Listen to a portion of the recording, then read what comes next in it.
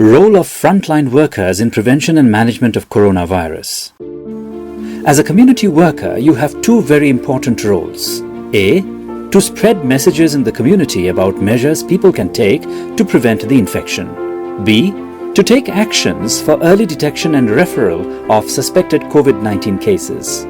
You can do this by preparing a list of all people who have travelled to other countries or other states inside India recently and inform them that they should monitor themselves for symptoms of COVID-19 and maintain distance with other family members as much as possible for the next 2 weeks. Share their names with your medical officer at PHC. When people with suspected COVID-19 report to the PHC or higher health facility, they may be put in isolation and their family members and close contacts may be put under home quarantine. The purpose of quarantine and isolation is only to control the spread of the disease for a period of 14 days, as it takes around 14 days for the symptoms to show. There is a growing concern of stigma and discrimination against people suspected of having the virus. This leads to mistreatment of such people and affects their mental well-being as well. Why is there stigma?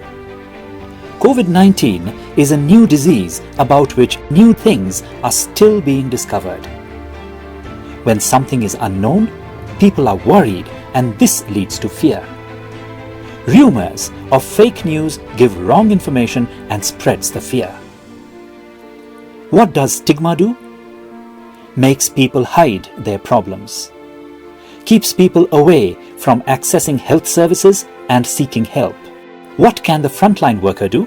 COVID-19 can happen to anyone. Speak to people. Be available to listen to how they feel.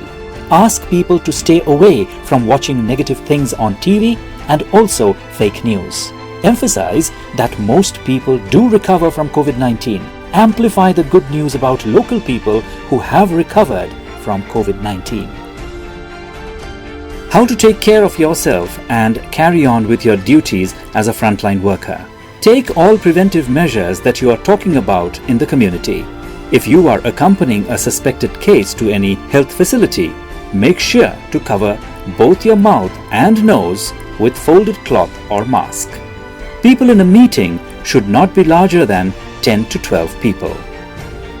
Self-monitor for signs of illness and report to any medical staff.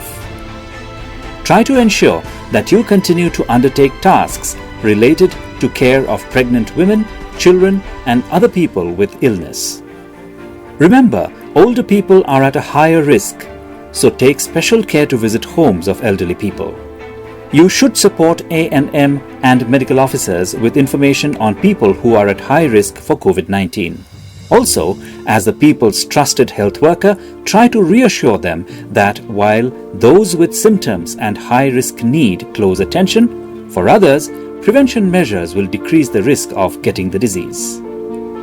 Frontline workers, you can make a difference. Thank you.